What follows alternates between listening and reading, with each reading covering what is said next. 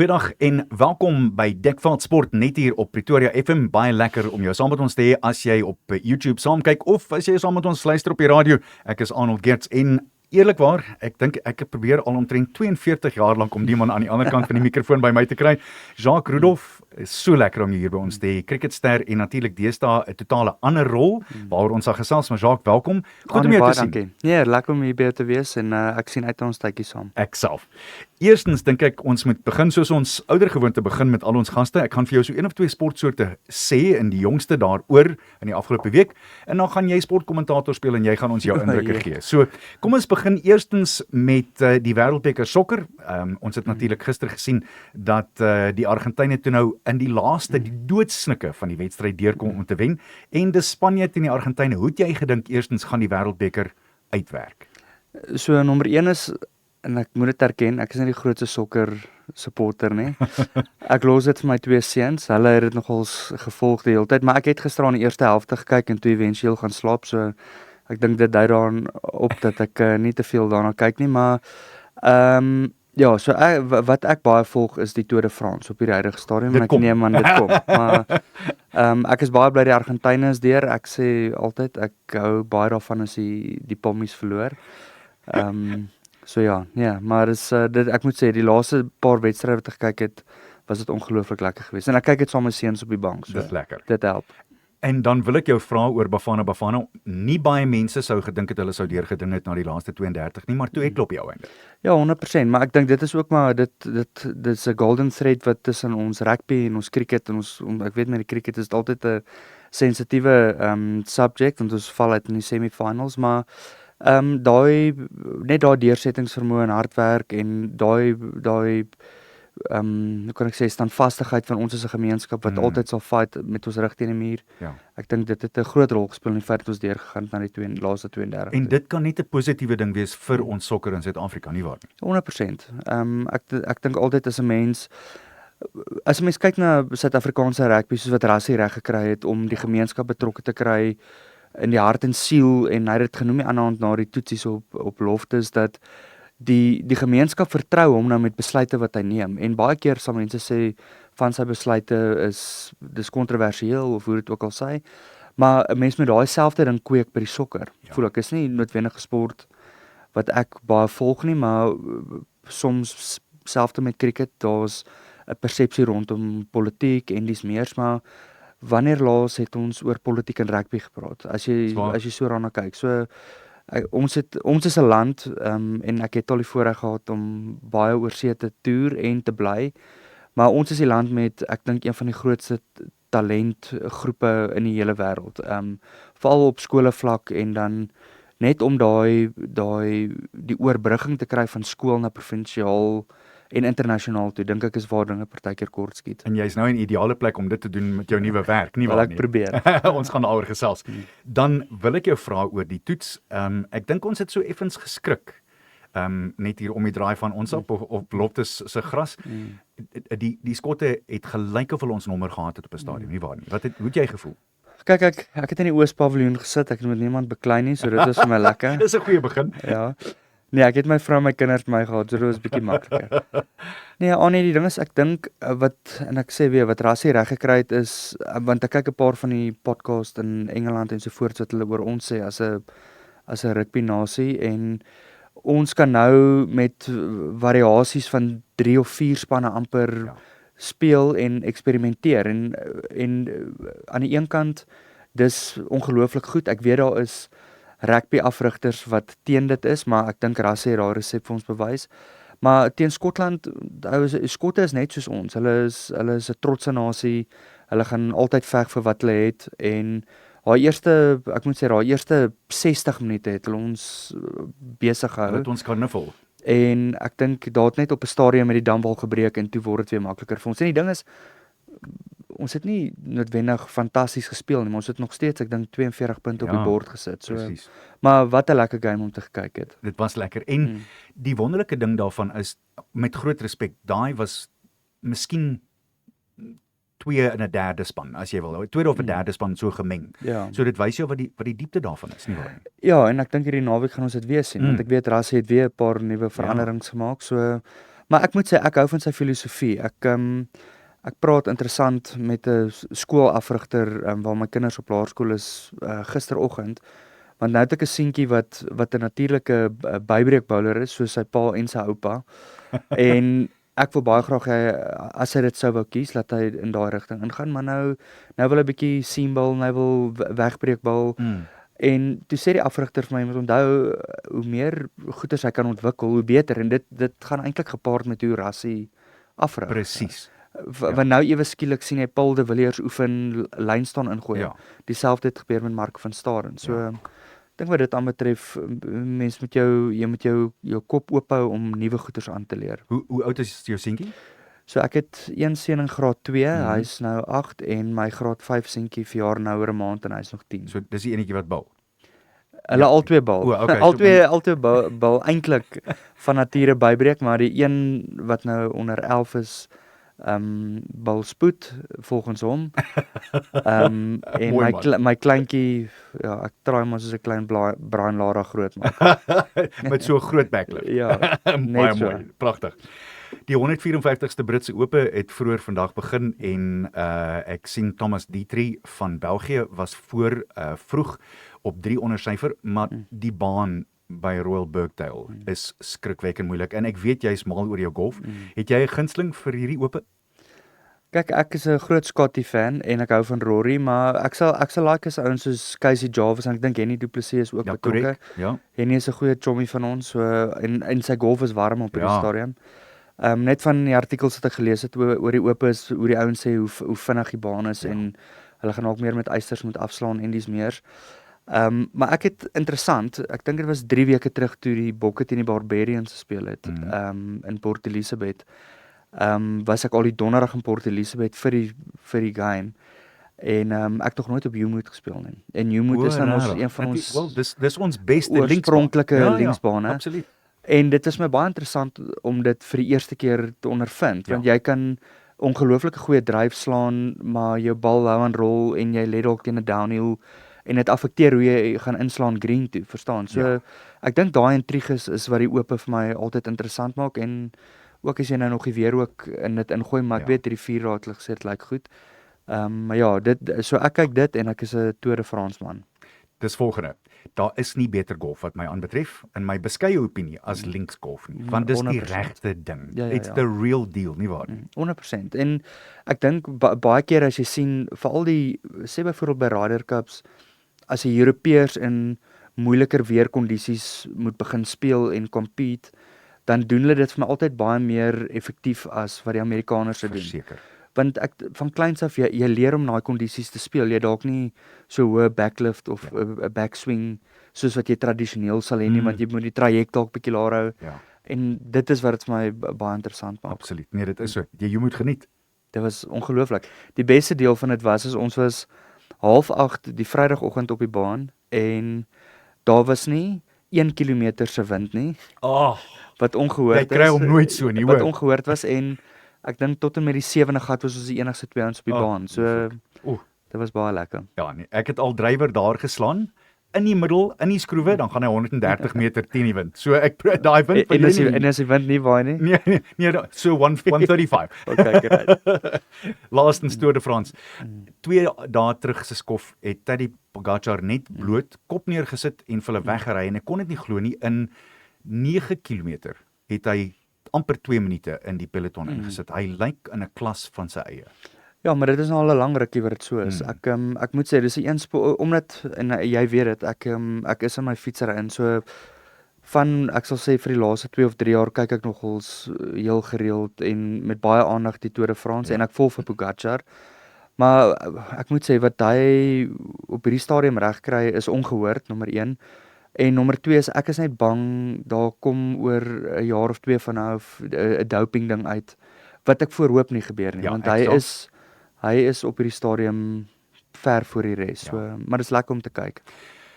Ja, ek wil my nie uitspreek daaroor nie want ek het my eie gedagtes en ek dink nie ons kan op 'n publieke forum nie, maar ek dink hulle is supermense om te doen wat hulle doen. Ja. Ek weet nie hoe jy dag na dag vir 3 weke in 'n ry opstaan en na 3,5 weke het jy of 3 weke het jy 3.500 kilos gery teen 42 km/h gemiddeld. Dit maak my brein seer om daaraan te dink. Die ding wat my perspektief gegee het was omdat ek verlede jaar vir daai lang wedren geoefen het, Vir die Mungo. vir die Munga.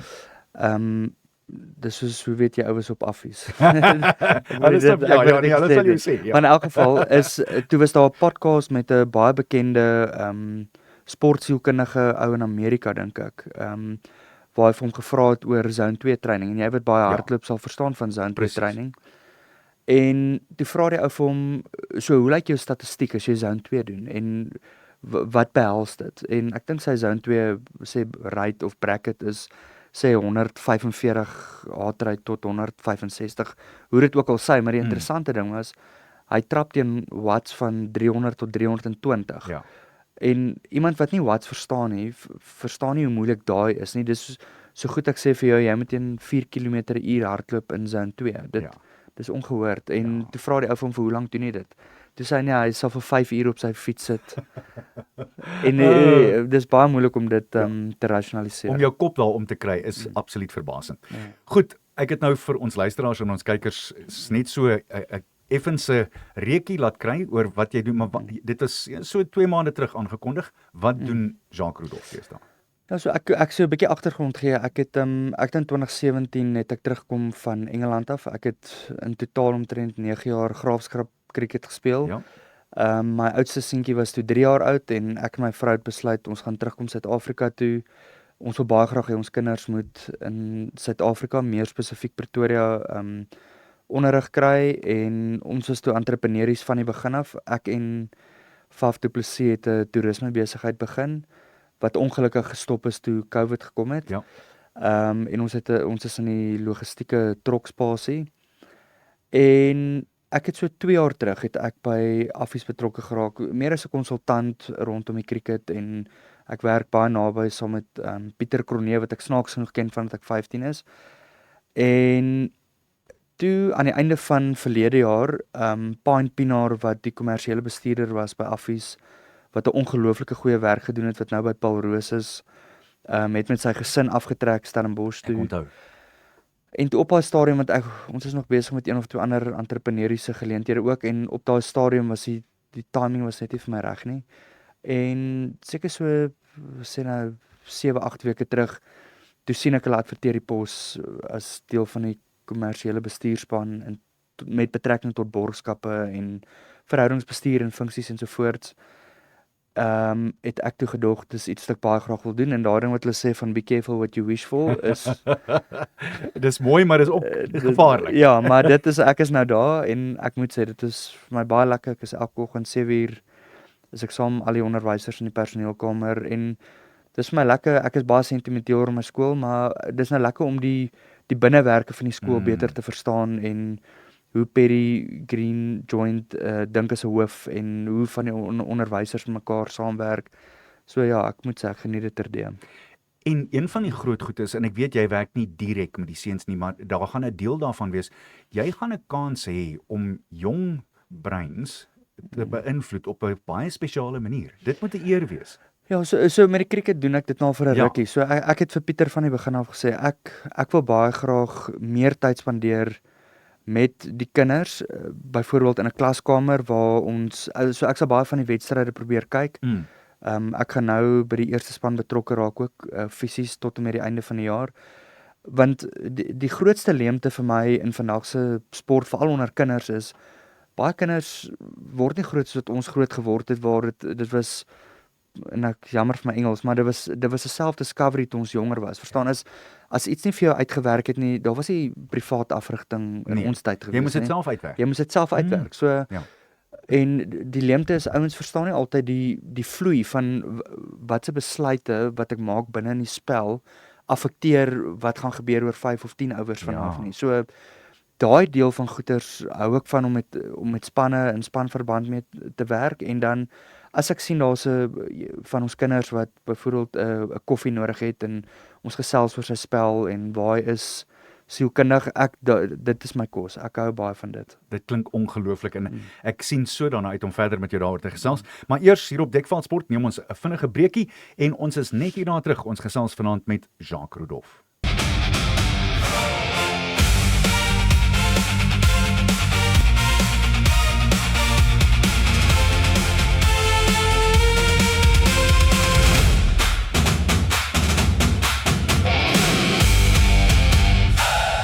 Jy is ingeskakel op Dekveld Sport, Arnold Geerts hier en ons het voormalige Protea in deesdae 'n groot gees by die skool net hier oor kan die pad van ons. Die wonderlikste skool sekerlik wat hy sal sê in die hele wêreld. Jacques Rudolph is by ons. Jacques, jy het nou so mooi passievol gepraat oor die kinders wat jy kan beïnvloed, maar jy is besig om boek te skryf daaroor. Ja, ek moet sê dit is iets waar ek baie passievol is veral die betrokkenheid van ouers en hoe kinders vandag groot word. Ek dink ek het vroeër gesê ook ons het groot geword in 'n era waar ons baie gespeel het. As dit Wimbledon is, het ons tennisbane gebou in die straat en ons het tennis gespeel. Ja. As dit Masters golf was, het ons kompetisies rondom die huis in die tuin gehad. En kinders word nie vandag meer so groot nie. So wat 'n mens sien is dat baie kinders kry deesdae privaat afrigting en doen ongelooflik baie goeders. In ons tyd, en ek wil nie daai ou wees wat sê in ons tyd nie, maar dit was so, dit was seisonaal, verstaan jy? As dit rugby kwartaal is, het jy rugby gespeel. As dit cricket was, het jy cricket gespeel. En as dit atletiek was dit dieselfde. Korrek. So ek dink daar is 'n baie fyn balans om dit reg te kry, want ek dink wat baie min ouers nie besef nie is hoeveel kinders op hoërskool ouderdom, en ek het my navorsing gaan doen oor hierdie, selfs kinders wat in die laerskool is, sukkel met depressie en angs. Ja. As gevolg van ouers wat die hele tyd hulle kinders wil druk om te presteer, dan maak die kind in die A-span nie, dan word die onderwyser se probleem, waar eintlik, want ek het so geval gehad, my eie seun, my oudste kind was in die B-span vir 2 jaar gewees by sy laerskool, en my hele filosofie rondom dit is deel van sy journey. Ja. Hy moet leer wat dit is om te fight vir iets, en hy moet dalk meer dissipline hê, en wanneer hy dalk bad, gaan hy meer lopies moet kry, want die probleem is, kinders leer nie andersins nie, verstaan jy? En elke keer, byvoorbeeld as 'n kind nie nou lopies kry nie, dan is die default om 'n kind te stuur na sy privaat afrigter toe, want daar's dalk iets tegnies wat hulle aan moet werk. Ja. En ek is kontroversieel oor dit, want ek voel net, kinders leer nie meer vir hulle self nie. Daar word elke keer teruggeval na iets toe, en as jy 'n langtermyn view vat op dit, sê oor 12 of 15 jaar van nou, wat se tipe kind maak jy groot, verstaan? En ek voel nogals baie sterk oor dat kinders moet op die eind van die dag, hulle moet hulle eie journeys. Ja. En my voorreg is, ek werk met baie ouers wat dit reg en verkeerd kry, volgens my. Ek sê nie ek is reg nie, maar daar's kinders, en ek het hierdie sin begin deur te sê, daar's baie kinders wat depressie en angs het, en kinders wat by sielkundiges moet uitkom, want hulle kan nie die hele tyd met die druk aanhou nie. En partykeer is die beste wat jy kan doen is net daai ding van less is more. Ek dink baie ouers moet daai ding heeltemal verstaan, en dan is my ander vraag, ek is betrokke by een van die beste sportskole in die land, is hoeveel kinders wat in graad 8 by die skool inkom oor 40 jaar, het aangegaan om vir die Proteas te speel, of vir die Springbokke te speel. Dit is 'n baie klein persentasie, verstaan? So ek dink net ouers moet die geleentheid wat sportkinders bied, gebruik vir die lesse wat dit het. Vir die ontwikkeling. Vir jou persoonlike ontwikkeling. Ja. Verstaan, as jy, dalk word jy 'n CA, dalk word jy 'n mediese dokter, jy moet onder druk kan werk, maar daai is klein lesse wat jy kan leer in sport, binne in 'n skoolloopbaan. Ja. So, ek sê net, less is more, en 'n mens moet net die balans vind, van wanneer is 'n kind nog regtig lief vir 'n sport, en wanneer word ek gedruk, en is die kans dat hy binnekort gaan stop goed, verstaan, daar's 'n baie fyn balans rondom dit, en ek is self 'n pa van 2 seuns, en ek myself ook heeltyd op dit uitdaag, van wanneer doen ek dit reg, wanneer het ek dalk 'n fout gemaak, maar ons het baie, by ons laerskool onder die paas, ons het altyd baie lekker gesprekke rondom dit, so, maar ek dink is net iets om op patent te wees. Mens moet versigtig wees, want ek dink op die ou einde kan jy so druk, en ek sien dit langs die veld, ek het dit gesien met my 2 seuns, en nou met my 2 dogters, daar's ouers wat hulle self uitleef, in hulle kinders se spel, Mm. omdat hulle dit nooit kon doen nie. Ja. En dit, wat my betref, dis fataal. Ja, en Dis ek sê weer, ek het al met baie ouers gewerk en ek voel baie keer daar is families wat hulle identiteit rondom hulle kinders se sport uitleef en dan gaan die kind uit die skool uit en dan val daai hele ding plat. Waar daar's ouers wat dit reg doen, daar's ouers wat hulle kinders dit net laat doen, al speel hy B of C span, geniet dit, wees 'n goeie spanmaatjie, sê dankie vir jou meneer, haal jou hoed af, groet jou opponente, kyk hulle in die oë, al daai Ja. klein goeters is vir my as 'n pa, my kinders weet dis nie onderhandelbaar nie en jy moet altyd 'n goeie attitude hê en of jy goed doen of sleg doen. Maak nie Dit saak nie. maak nie aan my saak nie, maar jy gaan jou bes te gee. Dit is hoe dit is. Ek het net vroeër hierdie week vir my dogtertjie gesê wat nou besig is, my jongste een wat besig is om eksamen te skryf. Jou persentasie reflekteer nie wie jy is nie. Dis jou werk, dit wys jou werk, maar dit reflekteer nie wie jy is as 'n persoon en wat jy binne in jou het nie. En dis so belangrik dat kinders daai ding verstaan. En niemand kry dit ooit altyd reg nie. Ek dink ons stem saam daaroor.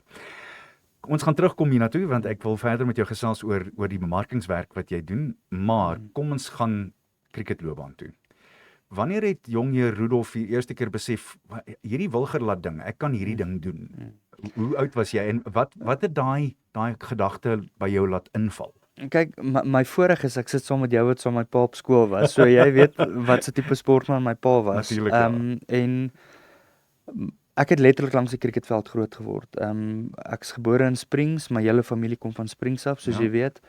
Toe ek 1 jaar oud was, het ons Pretoria toe getrek en my pa het altyd klapkriket gespeel en in die 80s en die vroeë 90s was klapkriket nog baie sterk geweest. So jy het baie keer gekry dat van jou Noord-Transvaal spelers op naweke nog steeds sal klapkriket speel. So my verwysingsraamwerk van kriket is ek onthou as 'n 3-jarige seentjie by NKP, ek onthou die reuk van 'n leerbal, ek onthou die deep hit, ek onthou die spikes op die sement.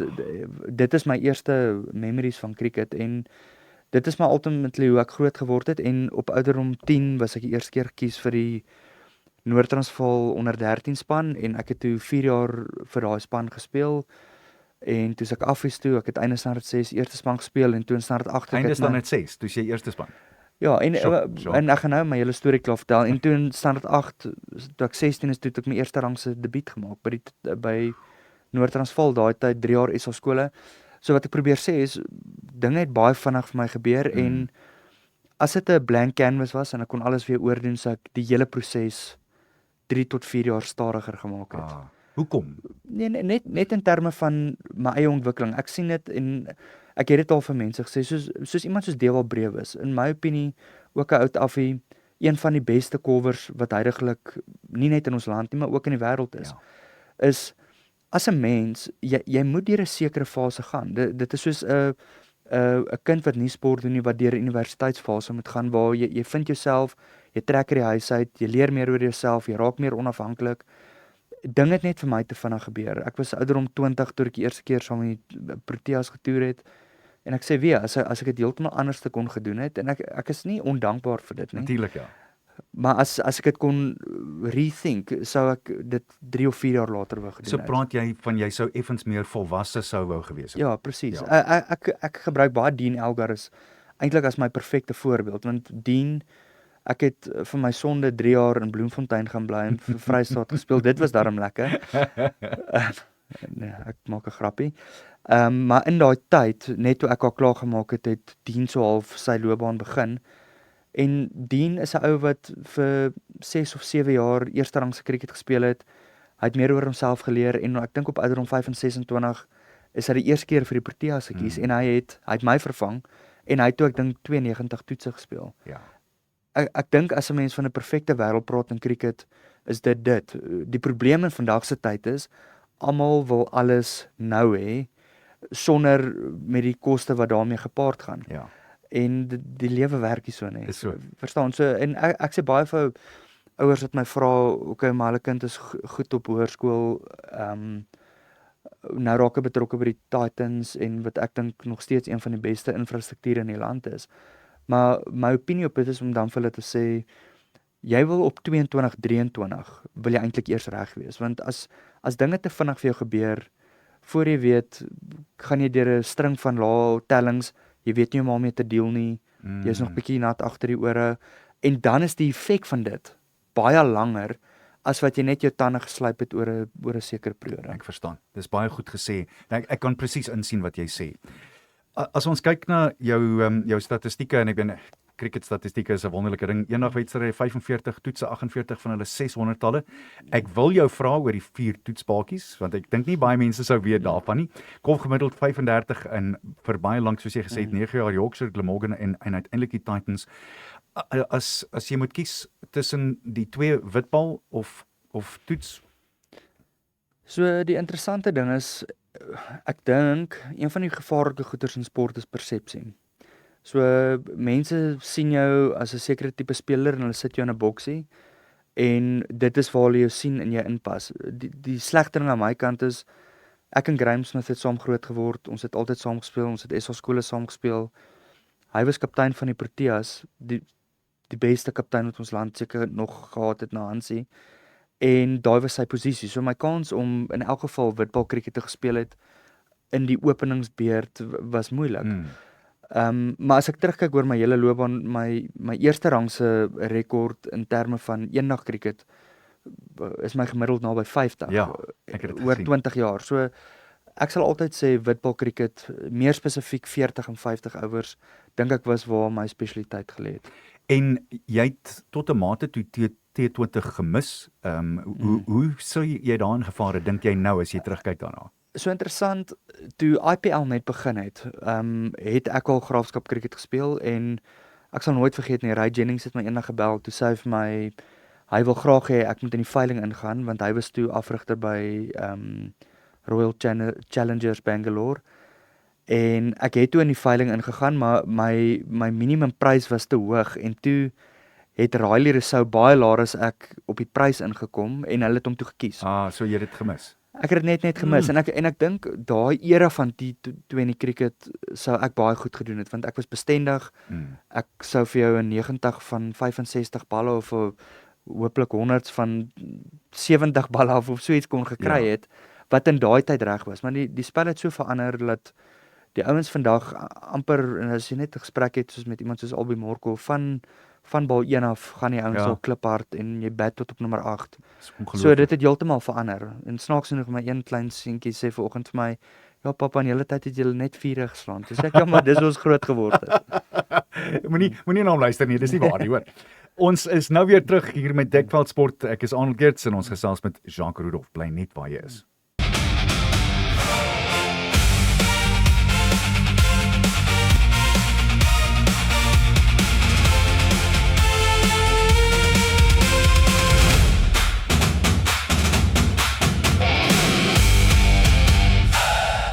Hierdie is Dekveld Sport op 'n donderdag aand net hier op Pretoria FM. Arnold Geerts hierdie kant van die mikrofoon, aan die ander kant van die mikrofoon Meester Kolwer en ek voel eintlik tot 'n mate toe of ek jou veel beter ken as wat ek jou ken omdat ek saam met jou pa op skool was. Jacques Rudolph, baie lekker om jou weer eens saam met ons te hê. Kom ons gesels verder oor jou loopbaan. Jy sê jy het redelik vroeg geweet dis vir jou beskore, maar ek het aan die ander kant altyd gedink hy kry nie genoeg speelkans nie. Was dit frustrerend? Die ding is, ek dink, kyk, die mense wat cricket volg al vir lank sal weet, daar was daai insident in 2001 in Sydney waar ek my debuut sou gemaak het as 'n 20-jarige en ek was gekies vir die toets en toe veto die president van Cricket Suid-Afrika, ek mag nie speel nie as gevolg van my velkleur en hulle het toe vir Justin Anton gekies. En wat ek al baie min geverbaliseer het, is om te sê dat daai hele insident het my, veral gedurende my internasionale loopbaan, baie insecure gemaak. Tuurlik, ja. Dat wanneer ek vir 3 of 4 wedstryde nie noodwendig die lopies kry wat ek moet kry, dan altyd in die agterkant van my kop aan dink ek, daar's 'n swart oor my kop hang, as ek nie nou lopies kry nie, is ek uit. Ja. En daai het vir my nogals verander. So ek het altyd gevoel ek moes veg om in die span te bly. En daai tyd was daar ook dalk 'n bietjie meer volatility rondom hoe spanne gekies was en hoe goeders gewerk het daai tyd, maar ek dink die era van Graeme Smith, Mickey Arthur en wat toe oorgegaan het na Gary Kirsten toe, het dit verander, want en dis wat baie min afrigters besef, is in sport is daar twee forme van druk. Daar is die druk van die spel en dan is daar die druk vir jou posisie. En wat Gary met my reg gekry het is, want ek het in Engeland gaan speel en ek het goed gedoen vir Yorkshire en ek het teruggekom Suid-Afrika toe, het ek baie goed gedoen by Titans. En hy het my toe gekies, maar en ek dink hy het besef wat hy met my moes doen is om vir my sekuriteit te gee, want dit is die ding waarmee ek altyd gesukkel het. Ja. En ek onthou hy het so half vir my laat voel ek speel die eerste 10 toetse, geen nie om hoe ek doen nie. En daai dadelik die druk van my posisie afgehaal wat ek dink nogal 'n groot les is vir baie afrigters, want sodra ouens die hele tyd voel die kans dat hy gedrop word is binnekort, dan kan jy nie vir jouself goed doen nie en jy skerm eintlik vir jou eie posisie. Daar's teen nie 'n vry vloei in jou kop van hoe jy Glad behoort nie. te speel nie. Nee. Ja, ek onthou ons het 'n toets gespeel in Wes-Indië. En op daai stadium was Ray Jennings wat snaaks genoeg vandag nog een van my mentors is. Ek het net nie altyd sy metodiek van afrigting so lekker verstaan nie, want hy was nogals baie paraat, baie militaristies, baie streng. En ek het geweet die tyd dat hy gedrop gaan word is binnekort en ek sal nooit vergeet en dit was een van die laagtepunte in my loopbaan. Ons het in Trinidad gespeel en Dwayne Bravo het vir my gebal en hy bal 125 km/h en ek het met albei my voete binne in die golfkampie gestaan en dis amper asof wat in my kop aangegaan het fisies gemanifesteer het en daai bangheid, ek was so bang ek gaan uit. Ja. En baie jong cricketers kan vandag hulle vereenselwig met dit, want dit is letterlik wat in jou kop gebeur. En ek dink die beste afrigters is die afrigters wat vir kinders die geleentheid gee dat hulle spel speel en foute kan maak en dan nog steeds aanhou speel. As jy uitgestap het, wat het jy vir jouself gesê voordat jy jou merkie geneem het vir die eerste keer? Wat was jou gedagtegang? Was dit altyd dieselfde ding of al dan nie? Nee, ek dink daai het baie afhang van waar jy sielkundig in jou kop is, waar jou selfvertroue is, hoe goed jou verhouding met die afrigter of met die kaptein is, situasies van die spel. Ek onthou kere, want ek het in 2003 op my debuut het ek goed gedoen teen Bangladesh, ek het daar dubbel 100 geslaan. En die toer net na dit is ons Engeland toe vir 5 toetse en 7 enigwedstryde. En die druk, en dit het ek nog nooit in my lewe ervaar nie, die druk net van die media af, op grond van die feit dat ek 'n dubbelton op debuut geslaan het, ek het nie goed daarmee gedeel nie, en ek dink 18 gemiddeld gehad vir daai toer, want ek kon net in my kop, kon ek net nie daai regtige braaf, vol selfvertroue uitstap ding doen nie, ek het so 'n bietjie in my dop ingekruip en dit het my gekos op die eind van die dag. Ek gaan jou nou 'n snaakse vraag vra. Dink mooi oor, was jy miskien te sensitief daaroor? Het jy te hard oor dit gedink? Ek gaan weer terug na 2001 Australië toe, waar ek het nou vir jou gesê, ek dink dit het my baie insecure oor myself gemaak in terme van hoe ek gespeel het, en ek het so half daai druk, ek kon net nie daarmee deel nie, en ek dink terwyl ons nou so praat, een ding wat AB de Villiers perfek gekry het, en ek sê dit nog altyd, omdat ek het saam AB groot geword, ons is saam op skool, ek was sy senior op skool, en kudos, hy hanteer my nog soos sy meester, en baie respekvol, maar die ding is, AB, net na die eerste paar seisoene wat hy by die Proteas was, ek sal nooit vergeet nie, ek was in Engeland gewees, en Ed Griffiths, wat vandag sy agent is, nog al die jare, en jy sal vir Ed ken, het eendag vir my gesê, hy voel, as hy AB kan kry om net op cricket te fokus, en die infrastruktuur rondom hom sterk en reg te kry, dan weet hy, met AB se talent en sy sterk kop, sal hy die wêreld vermag, en hy gaan die beste speler in die wêreld word. En ek dink hulle het daai ding vervolmaak, want finansiëel, regs, kontrakte, alles, AB, al wat hy moet doen is, hy hoef net bekommerd te wees oor hoe hy bat.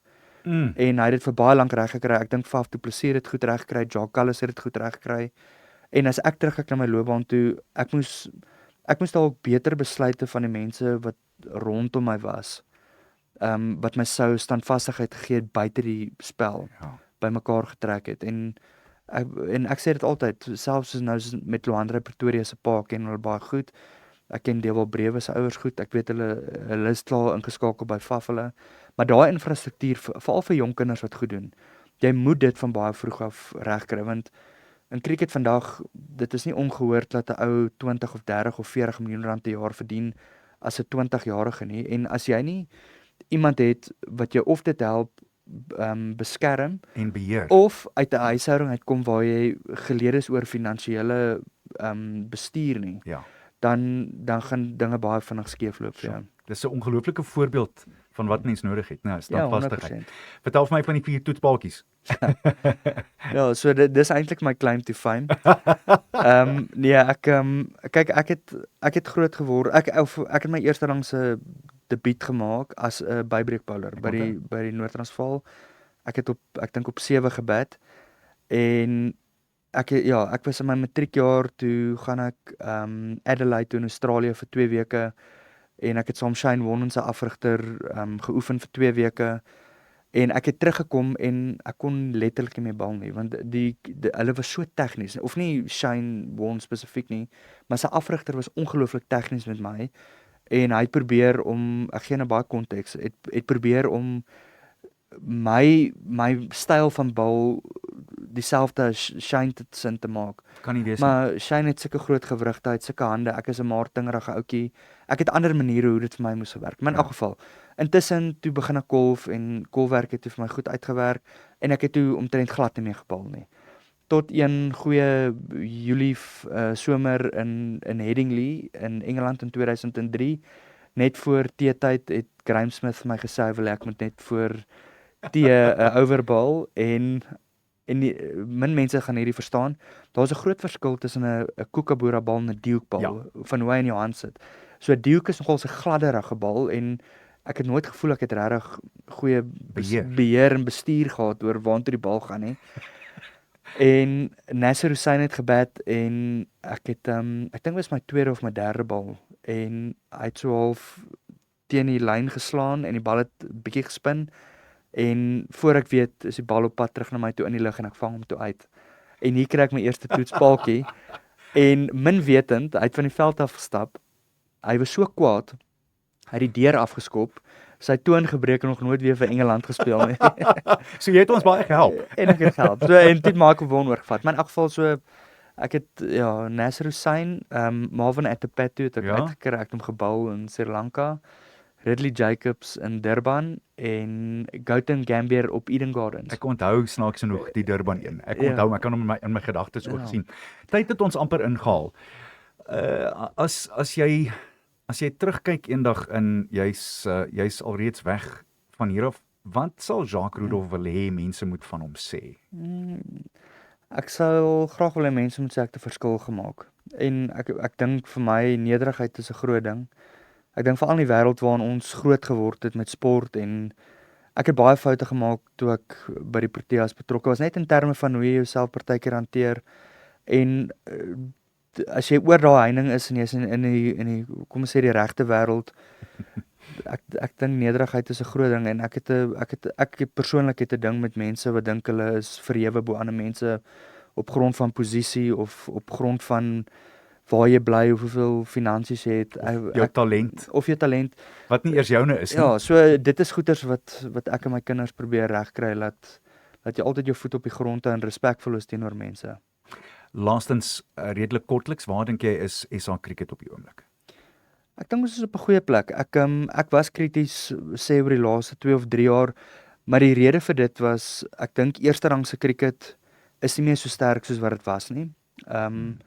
Ek gebruik altyd as jy 'n steekproef maak van sê 2005, 2006 in Suid-Afrikaanse cricket sou jy op enige oomblik 10 tot 12 ouens gehad het wat eersterangse cricket speel wat geveg het vir een posisie in die Protea span. En almal ouens wat oor die 40 gemiddeldes gehad het en ek was nogals krities rondom dit, maar ek dink die invloed van T20 cricket, al die verskillende toernooie, ouens leer meer as wat ons geleer het.